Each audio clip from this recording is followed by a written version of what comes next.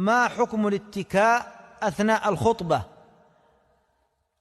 الأصل أن يقبل الناس أثناء الخطبة بوجوههم إلى ماذا؟ إلى الخطيب.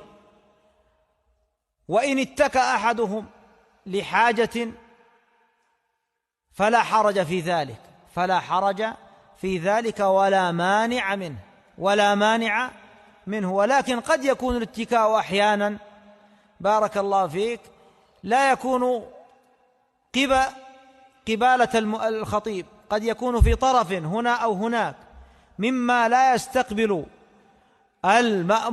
المستمع الخطيب، فإن كان ثمة حاجة لا حرج في الاتكاء. نعم، هناك بعض الناس يعاني من ألم، يعاني من كذا، فهذا الحرج يدفع ويرفع هذا.